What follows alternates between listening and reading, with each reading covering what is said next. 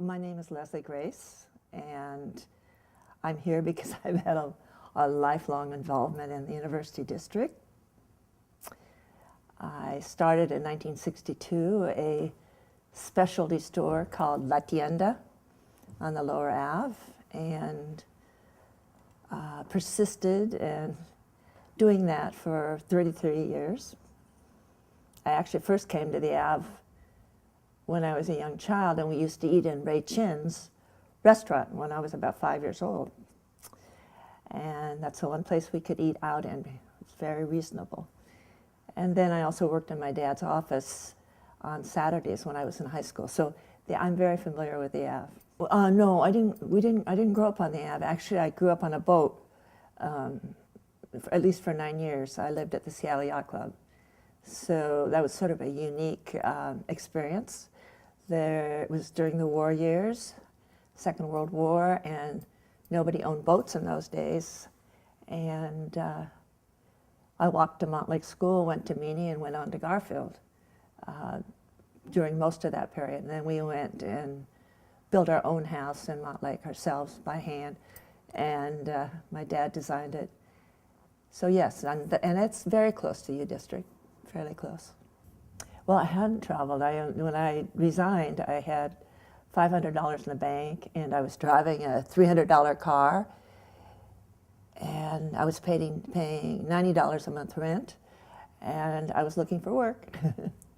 So I got a job at the library on campus for $1.25 an hour, because I thought that might be able to take me overseas to see the world. And then a friend said, wouldn't it be interesting to open an import shop? And I happened to mention it to my dad. I was over at my folks for dinner that night, and he caught on to the idea. And we had been in Mexico in 1955, and we'd taken his 80-year-old parents to Mexico, and the country had left such an impression on me.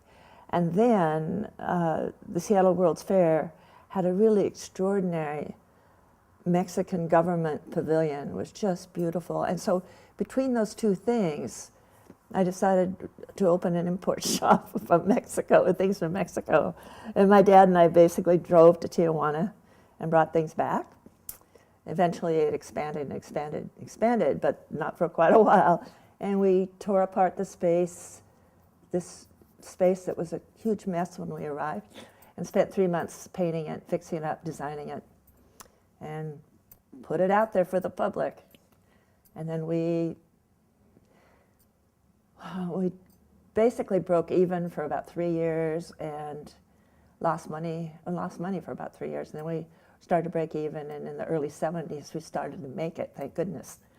So by the time I was through, 33 years later, we had a profit-sharing plan and a healthcare program for staff, which was pretty phenomenal.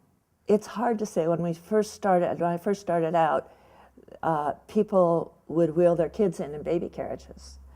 After several years, I never saw that again for a long time. People would come in with their kids, but the atmosphere on the Ave was changing. People weren't necessarily coming over here.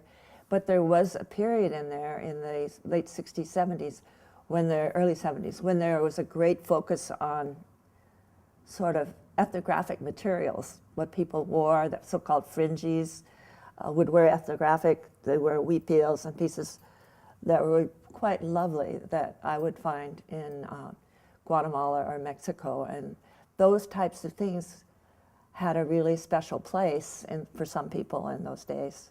In the late 60s, when we really did start to grow financially, that is, and physically, we took over the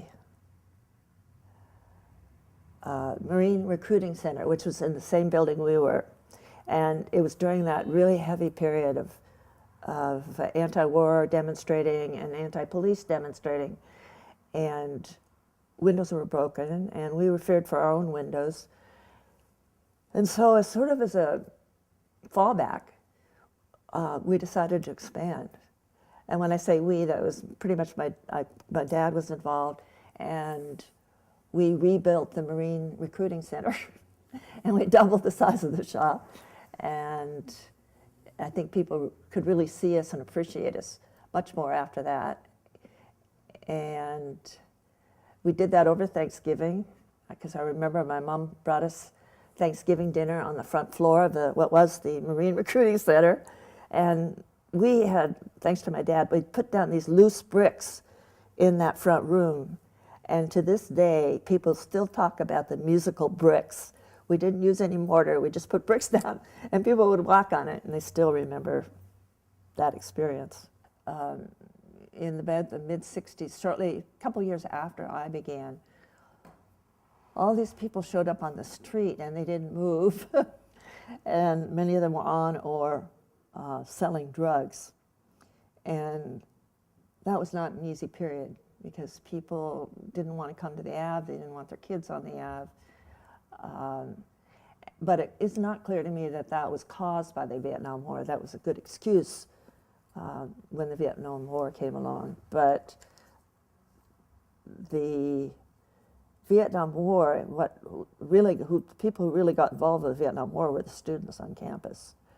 And they weren't the ones really on the street. And they're the ones that took to the street to oppose the war. I happen to be one of the few so-called establishment types, whatever, who totally opposed the war. And so